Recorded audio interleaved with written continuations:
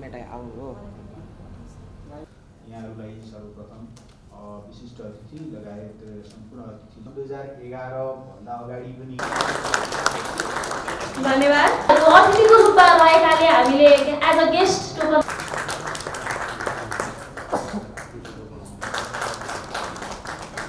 यसपछि राष्ट्रिय आदिवासी महिला महासङ्घबाट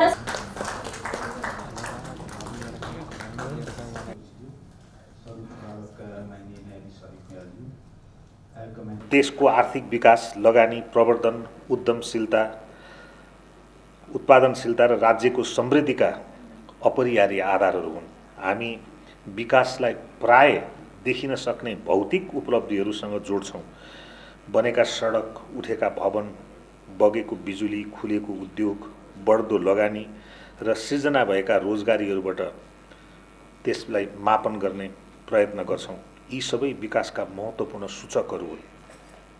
तर विकासको वास्तविक मूल्याङ्कन केवल लगानीको आकार, उत्पादनको परिणाम, निर्यातको तथ्याङ्क वा पूर्वाधारको विस्तारबाट हुन सक्दैन। विकासको मानवीय आयाम पनि उत्तिकै महत्त्वपूर्ण हुन्छ। यो मानवीय आयाम दिनहुँ उद्योग व्यवसायमा श्रम गर्ने श्रमिक र उनीहरूका श्रम अधिकारसँग जोडिएका हुन्छन्।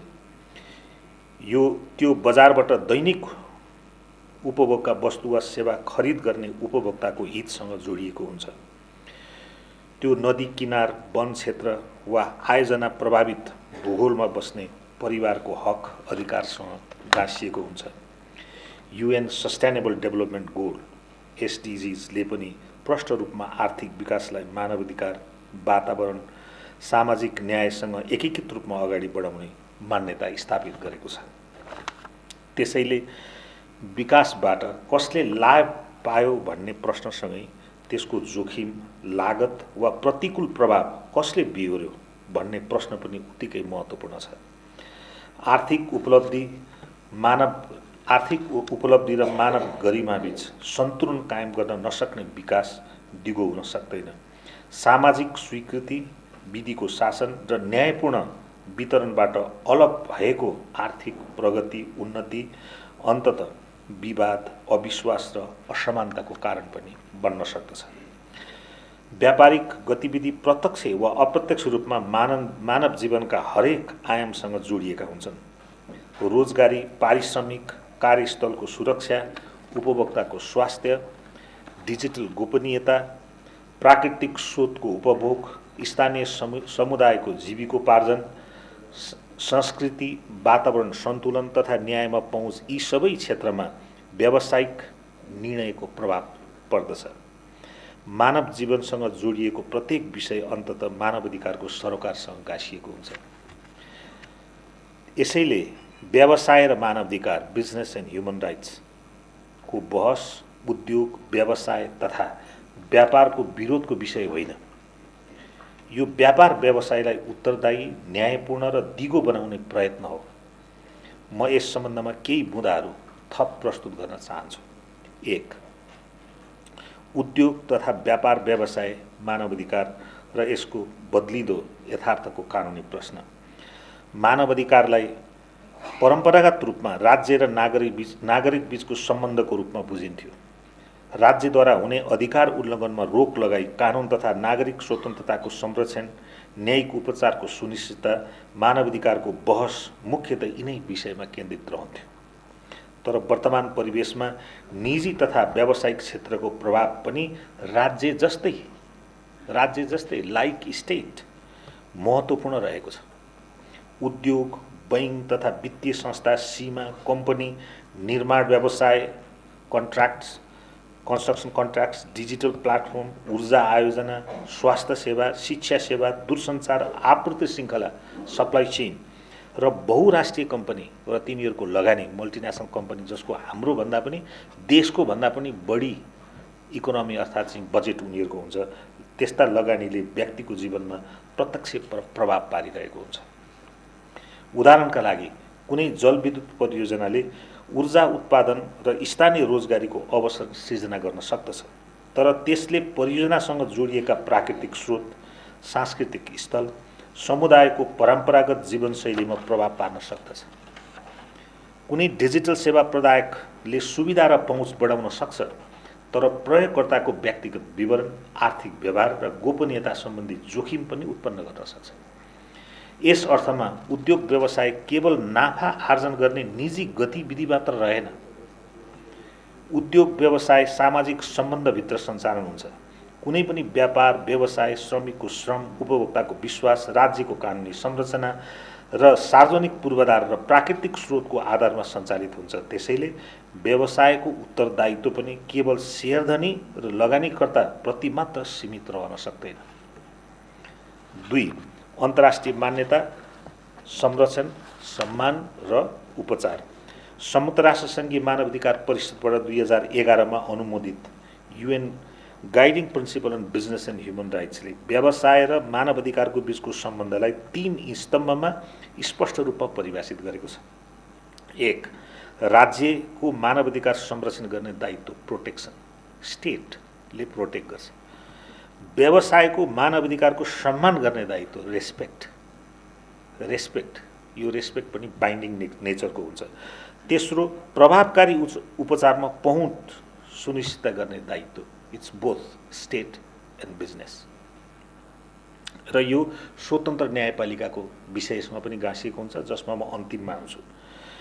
यी सिद्धान्तहरू केवल नैतिक मार्गदर्शन मात्र नभई अन्तर्राष्ट्रिय स्तरमा स्वीकार गरिएका मूल्य मान्यताहरूको संरचना, नर्मेटिभ फ्रेमवर्कको रूपमा विकसित भएका छन्।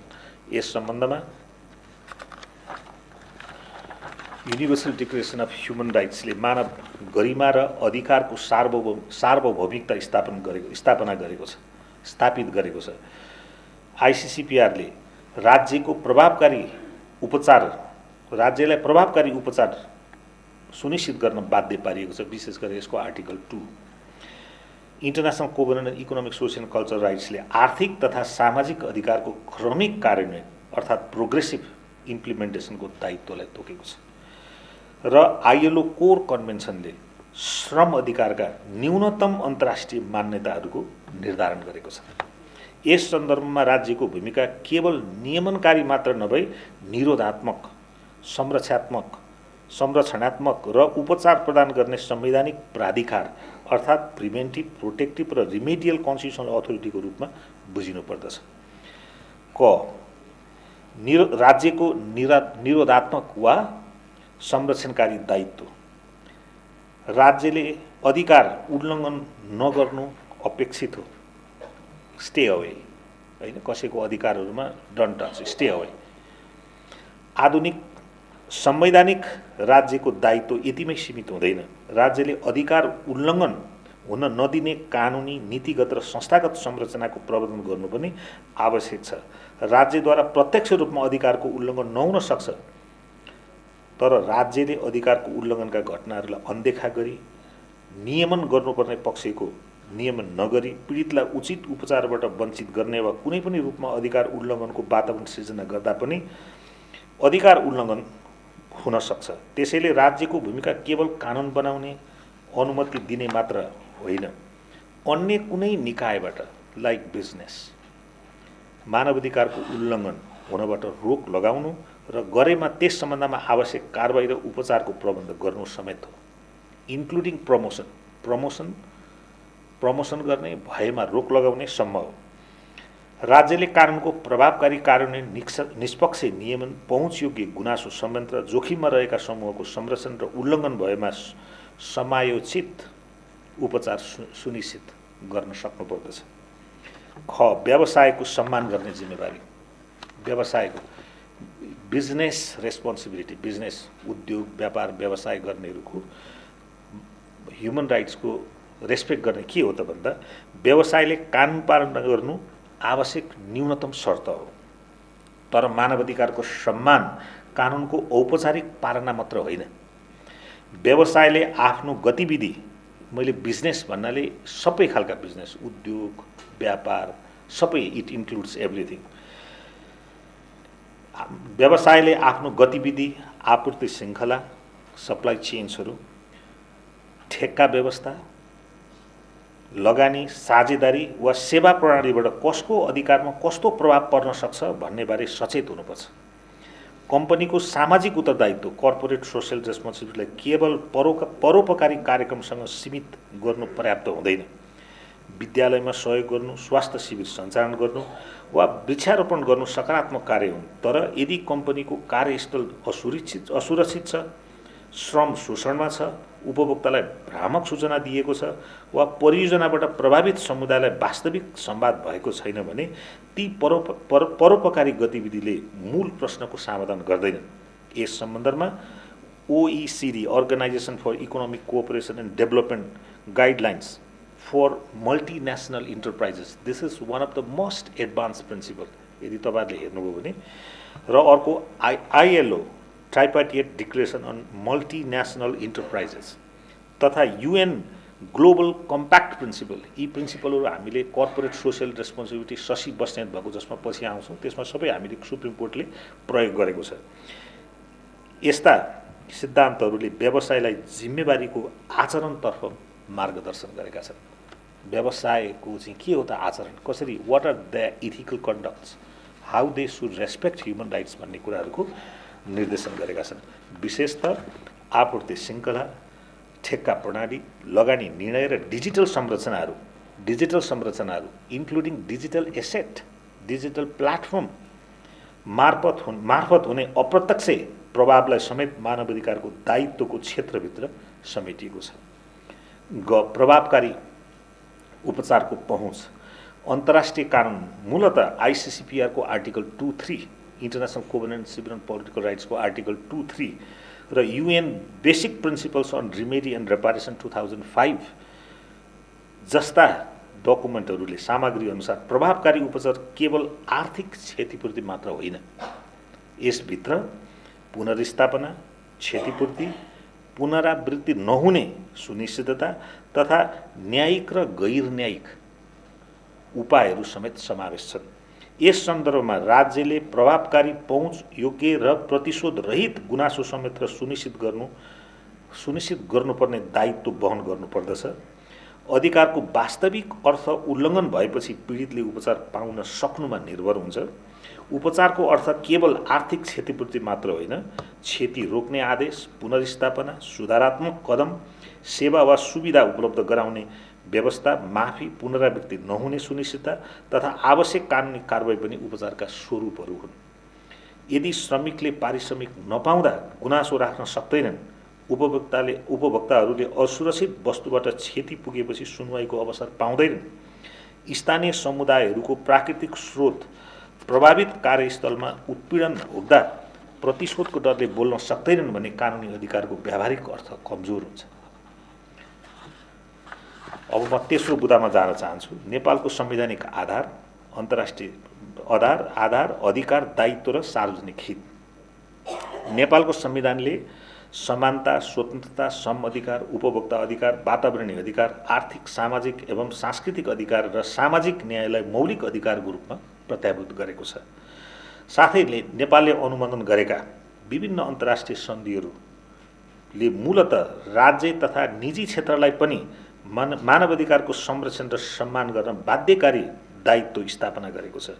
विशेषतः UN declaration on the rights of indigenous पिपुलले आदिवासी जनजातिको भूमि, स्रोत, संस्कृति तथा फ्री, प्रायर एन्ड इन्फर्म कन्सेन्टको अधिकारलाई अन्तर्राष्ट्रिय मान्यता प्रदान गरेको छ। यसलाई प्रत्याभूत गर्दै नेपालको संविधानले मानव गरिमा, समानता, सामाजिक न्याय, श्रमको सम्मान, उपभोक्ता हित र वातावरणीय संरक्षणलाई राज्य सञ्चालनका आधारभूत मूल्यको रूपमा स्वीकार गरेको छ। संविधानले समानताको हक, स्वतन्त्रताको हक, श्रम सम्बन्धी हक, उपभोक्ताको हक, स्वच्छ वातावरणको हक, सामाजिक सुरक्षाको हक र न्याय सम्बन्धी हकलाई मौलिक अधिकारको रूपमा प्रत्याभूत गरेको छ। राज्यका नीतिहरूले सांस्कृतिक स्रोतको दिगो उपयोग, सामाजिक न्याय, समावेशी विकास र वातावरणीय संरक्षणलाई मार्गदर्शन गरेका छन्।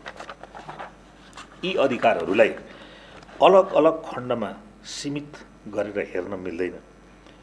असुरक्षित कार्यस्थलले श्रमिकको अधिकार मात्र होइन, जीवन र स्वास्थ्यको अधिकार पनि प्रभावित पार्दछ।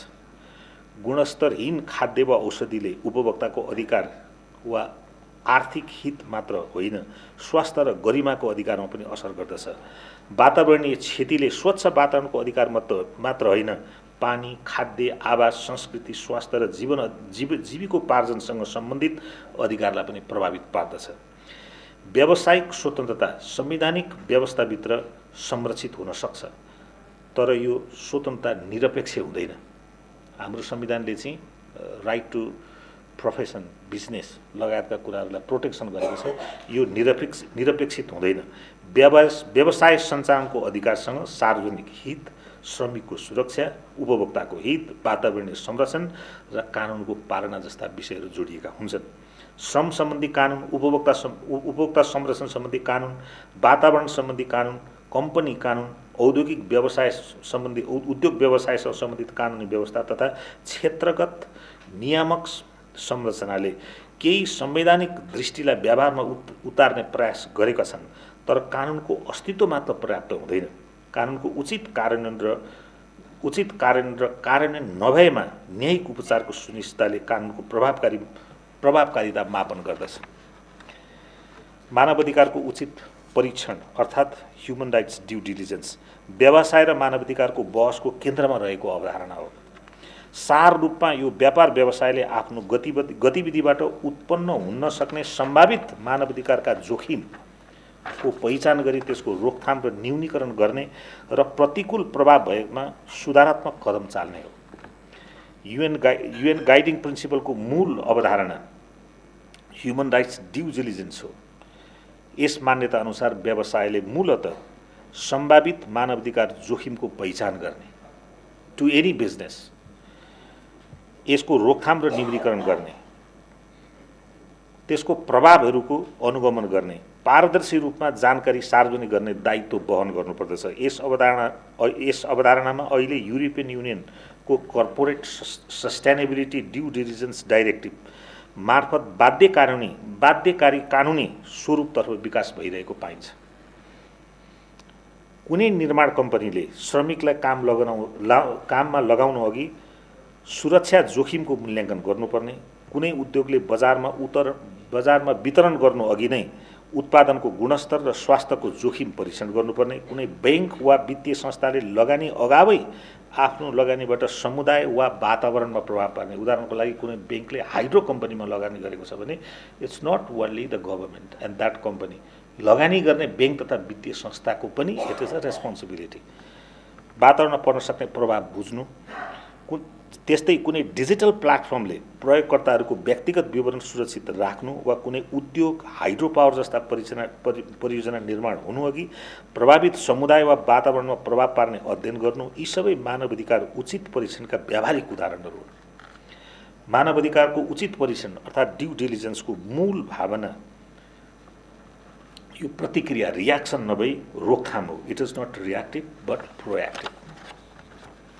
दुर्घटनापछि उपचार दिनु अनिवार्य हो, तर यो दुर्घटना हुन नदिने कार्यस्थलको व्यवस्था गर्नु अझ प्रभावकारी हो।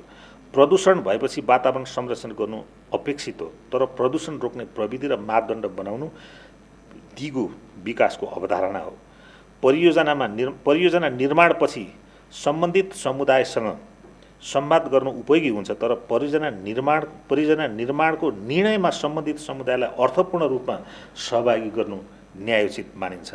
यी पहलहरूबाट जिम्मेवार व्यावसायिक आचरणको सुरुवात हुन्छ। श्रम तथा श्रमिकको अधिकार। श्रम अधिकार अन्तर्राष्ट्रिय श्रम सङ्गठन आइएलओका मूल सन्धिहरूद्वारा संरक्षित छन्, जसमा सङ्गठन स्वतन्त्रता, बाध्यकारी श्रम निषेध, बाल श्रमिक अथवा बाल श्रम उन्मूलन तथा भेदभाव निषेध जस्ता विषयहरू समावेश छन्। कुनै पनि उद्योग, सेवा वा व्यवसायको सफलता श्रमिकको श्रम, सिप र समय बिना सम्भव हुँदैन, तर उत्पादन, सेवा वा नाफाको चर्चा गर्दा, प्रफिटको चर्चा गर्दा श्रमिकको सुरक्षा, पारिश्रमिक र सामाजिक सुरक्षाको प्रश्न ओझेलमा पनि पर्न दिनु हुँदैन। श्रमिकलाई केवल उत्पादनको साधनको रूपमा मात्र नभई विकासको साझेदारको रूपमा हेरिनुपर्दछ।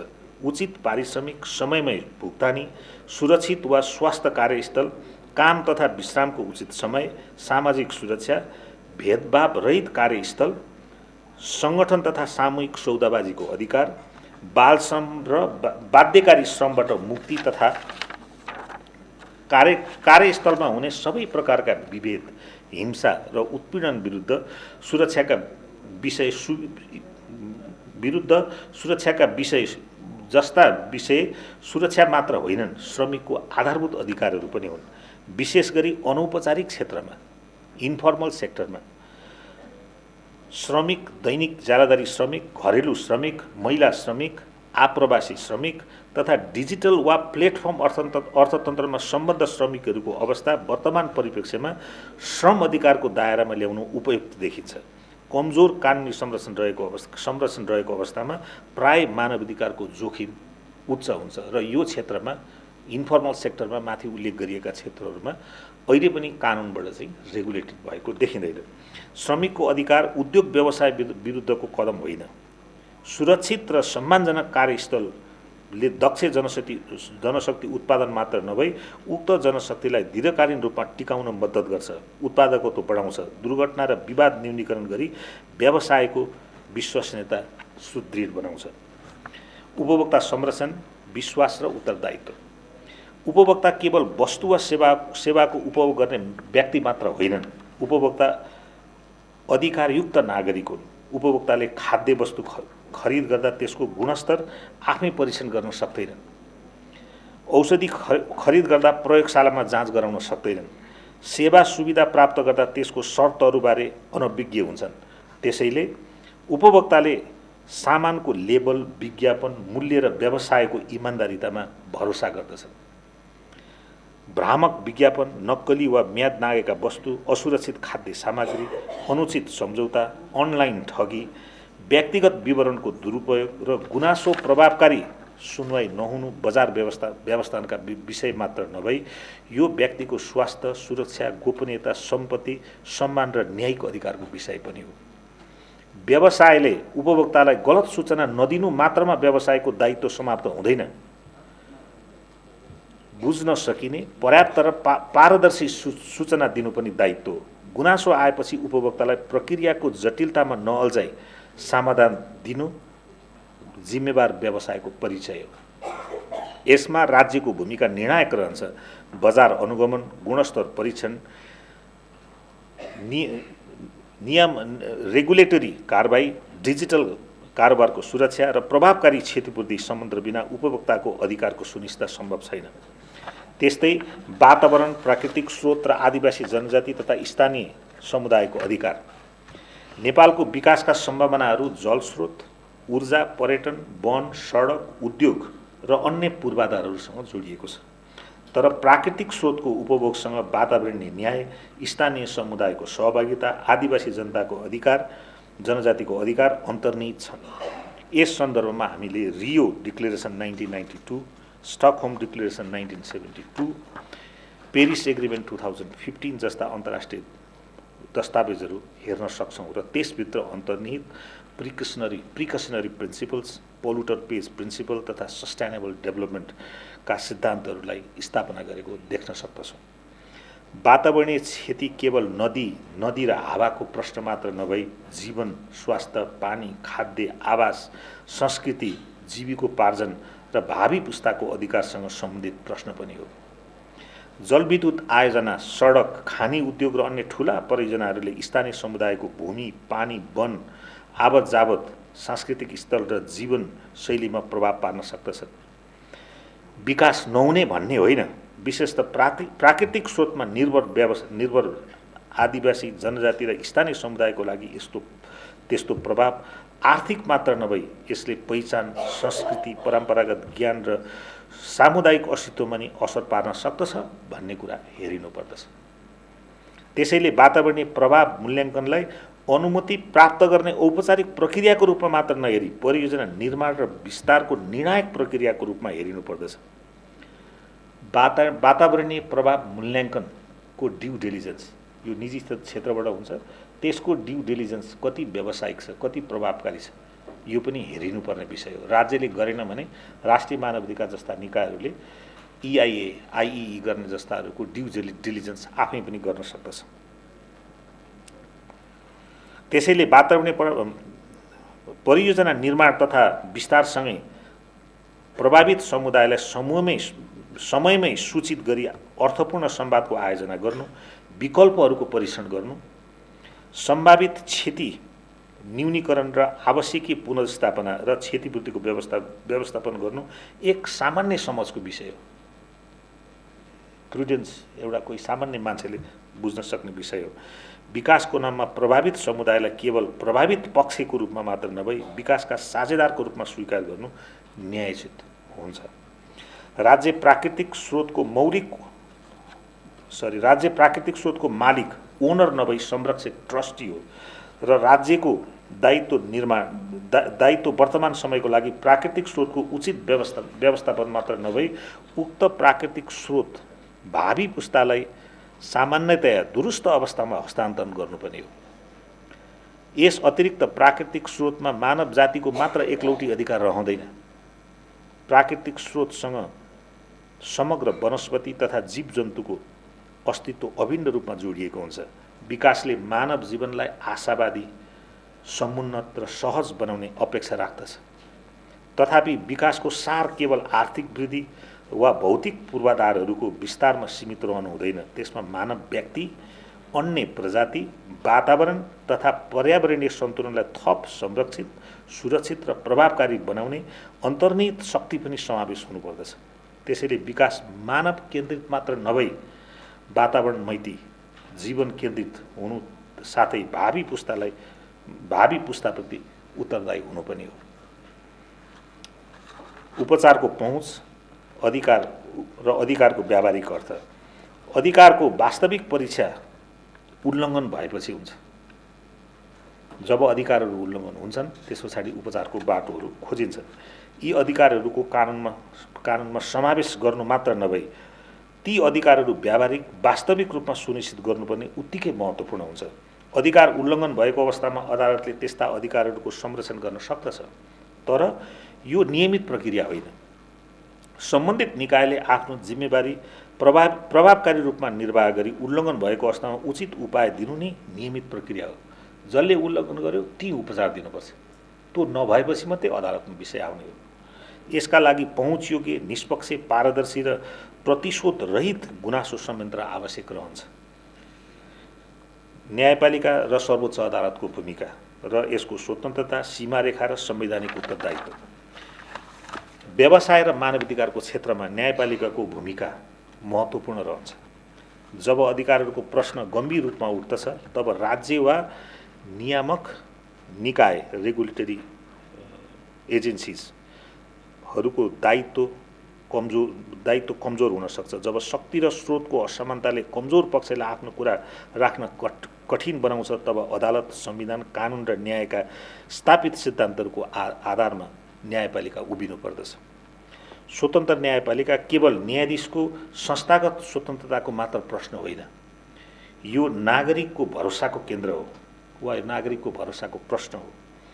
आर्थिक शक्ति, राजनीतिक प्रभाव, संस्थागत दबाव वा सामाजिक प्रभावबाट मुक्त न्यायिक प्रक्रिया नभएसम्म श्रमिक, उपभोक्ता, स्थानीय समुदाय, आदिवासी जनजाति वा अन्य जोखिममा रहेका समूहले निष्पक्ष न्यायको अपेक्षा गर्न सक्दैनन्। यस सन्दर्भमा सर्वोच्च अदालतबाट केही भएका म प्रतिनिधिमूलक केसहरूको बारेमा यहाँलाई निवेदन गर्न चाहन्छु। सूर्यप्रसाद शर्मा ढुङ्गेल विरुद्ध गोदावरी, यो सबैले हामीले गोदावरी मार्बलको केस, गोदावरी मार्बल उद्योगको उत्खनन कार्यबाट भएको वातावरणीय प्रदूषणको विषयमा दायर भएको उक्त रिट निवेदनमा सर्वोच्च अदालतले गोदावरी क्षेत्रको पर्यावरण संरक्षण राष्ट्रिय हित र अन्तर्राष्ट्रिय सरकारसँग जोडिएको संवेदनशील विषय भए पनि सम्बन्धित निकायबाट प्रभावकारी तथा पर्याप्त सुधारात्मक कदम नचालिएकोले खनिज पदार्थ ऐन 2042 प्रभावकारी रूपमा लागू गर्न जल, वायु, ध्वनि र समग्र पर्यावरणीय संरक्षणका लागि आवश्यक कानुन निर्माण गर्न र गोदावरी क्षेत्रको संरक्षणका लागि ठोस कारबाही गर्न विपक्षी निकायको नाममा निर्देशात्मक आदेश जारी गरेको पाइन्छ। उक्त आदेशले वातावरण संरक्षणलाई केवल प्रशासनिक वा प्राविधिक विषयका रूपमा नभई जीवन, स्वास्थ्य, मानव गरिमा र सार्वजनिक हितसँग गाँसिएको संवैधानिक सरकारका रूपमा स्थापित गरेको छ।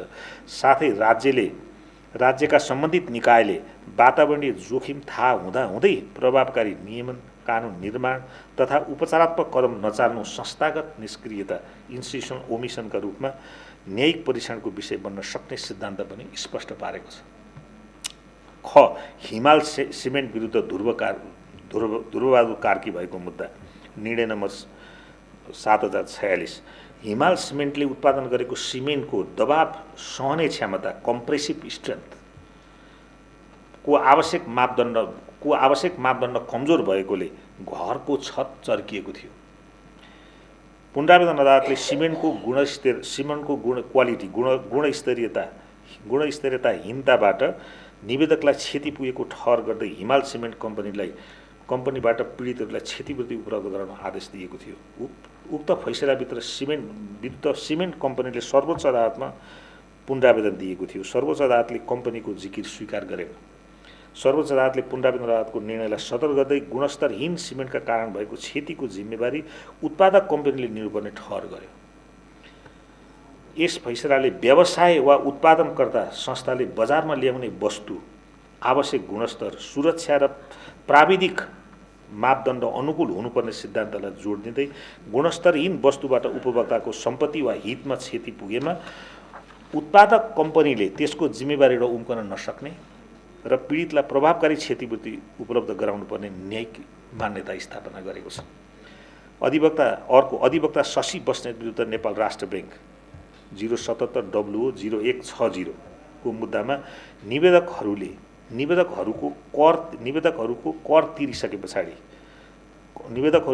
कर तिरिसके पछाडि कम्पनीले छुट्याउने कर्पोरेट सोसियल रेस्पोन्सिबिलिटीको रकमलाई पुनः सरकारी कोषमा पठाउन राष्ट्र ब्याङ्कलाई स्पष्ट कानुनी अधिकार नभएको जिकिर रहेकोमा सर्वोच्च अदालतले उक्त रकम चरम गरिबी निवारण एक्सट्रिम प्रपर्टी गरिबी मात्रै होइन एक्सट्रिम प्रपर्टी निवारण तथा गरिबीको रेखामुनि रहेका नागरिकको प्रत्यक्ष हित हुने आवास, शिक्षा, स्वास्थ्य, महिला, बालबालिका र क्षमता विकासको क्षेत्रमा केन्द्रित गर्न निर्देशन दिएको छ।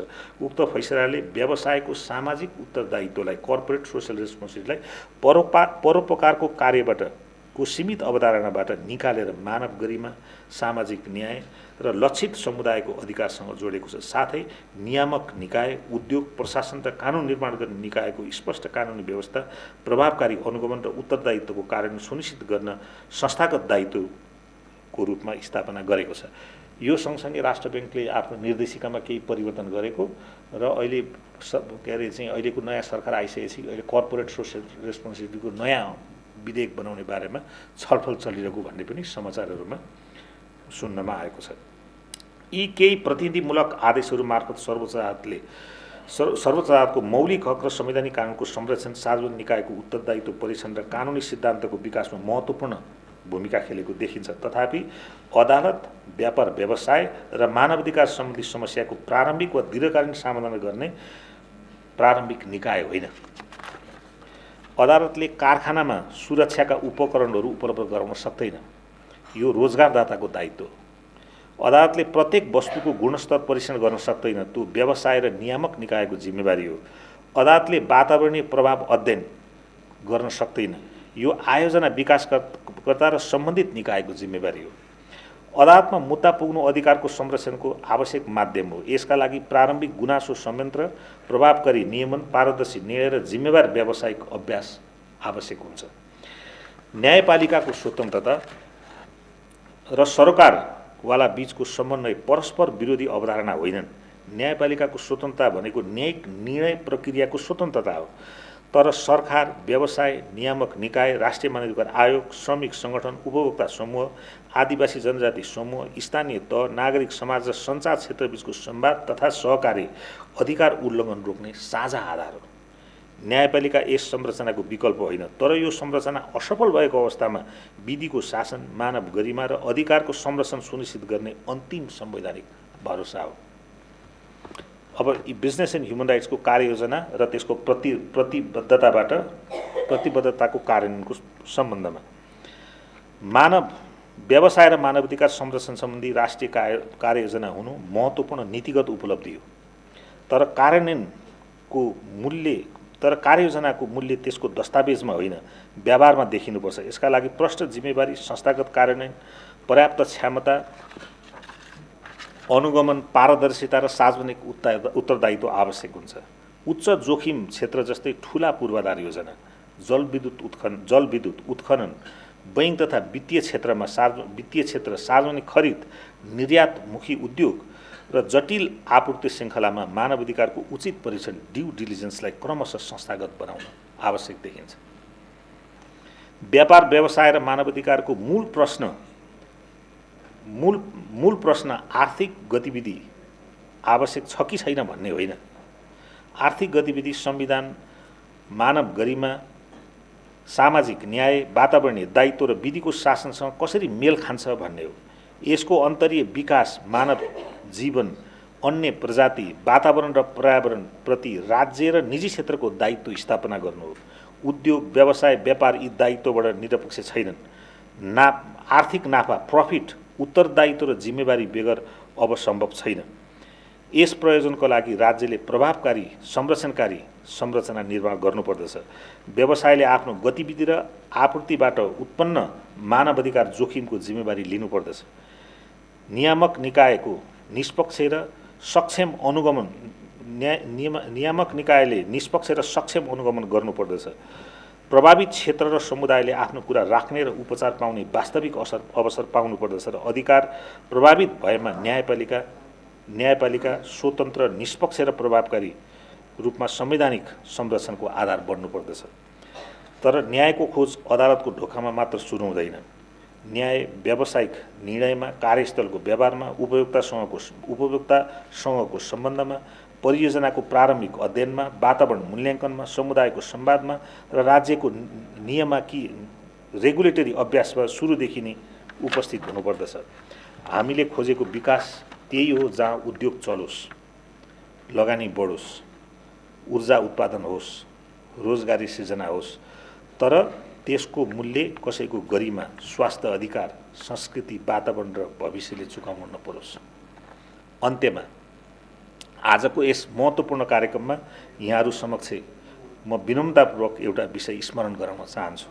स्वतन्त्र, निष्पक्ष र सक्षम न्यायपालिका केवल सर्वोच्च अदालत, उच्च अदालत, जिल्ला अदालत र अन्य न्यायिक निकाय वा अर्धन्यायिक निकाय, न्यायाधीश, त्यसमा काम गर्ने कर्मचारी वा न्यायका प्रत्यक्ष उपभोक्ताको मात्र सरोकारको विषय होइन। यो समग्र राज्य व्यवस्थाको विधिको शासन, निष्पक्षता र न्याय प्रभावकारी रूपमा कार्यरत छ भन्ने विश्वास कायम गर्ने आधार हो।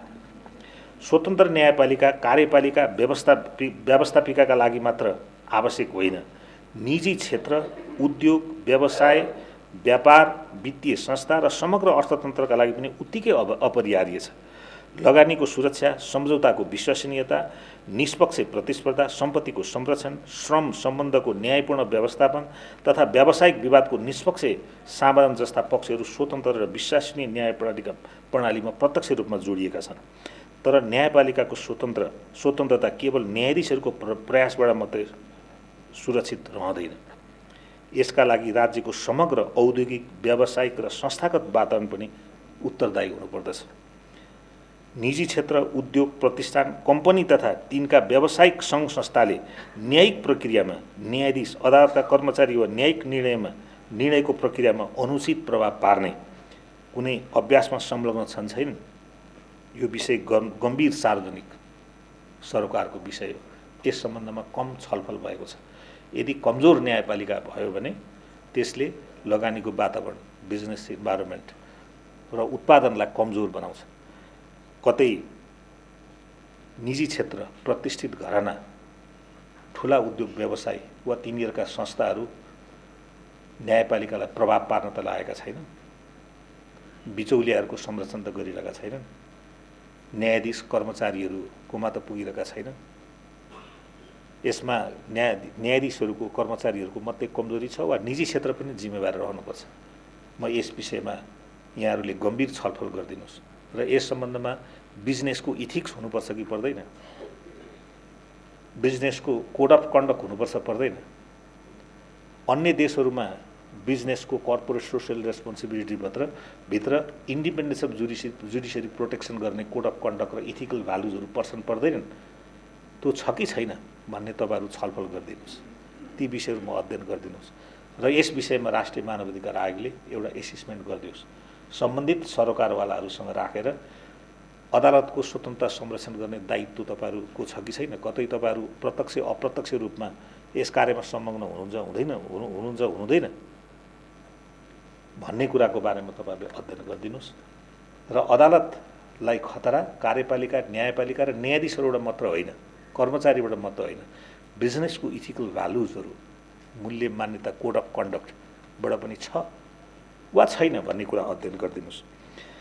यस सन्दर्भमा न्यायिक प्रक्रियामा अनुचित पहुँच र प्रभावको प्रयास, बिचौलियाको परिचालन, आर्थिक वा अन्य दबाव, स्वार्थको टकराव, कन्फ्लिक्ट अफ इन्ट्रेस्ट तथा संस्थागत प्रभावका सम्भावित स्वरूपबारे निरन्तर अध्ययन, अनुगमन र आत्मसमीक्षा आवश्यक देखिन्छ। निजी क्षेत्रका कम्पनी तथा व्यावसायिक सङ्गठनहरूले न्यायपालिका र विधिको शासनप्रति आफ्नो दायित्व स्पष्ट गर्ने आचार संहिता, नैतिक मापदण्ड तथा व्यावसायिक आचरण सम्बन्धी नीति निर्माण र प्रभावकारी कार्यान्वयन गरेका छन् कि छैनन् भन्ने विषय पनि उत्तिकै महत्त्वपूर्ण छ। राष्ट्रिय मानवाधिकार आयोग लगायत सम्बन्धित संवैधानिक, नियामक तथा सरकार निकायहरूले व्यवसाय, न्यायपालिका र मानवाधिकार बीचको यस संवेदनशील सम्बन्धमा अध्ययन, संवाद तथा आवश्यक संस्थागत पहललाई प्राथमिकता दिनु उपयुक्त हुनेछ भन्ने विनम्र अनुरोध गर्दछु। न्यायपालिकाको स्वतन्त्रता न्यायपालिकाको मात्र विषय होइन, यो नागरिकको अधिकार र व्यवसायको विश्वसनीयता, राज्यको वैधानिकता र लोकतान्त्रिक शासन व्यवस्थाको साझा आधार हो। धन्यवाद।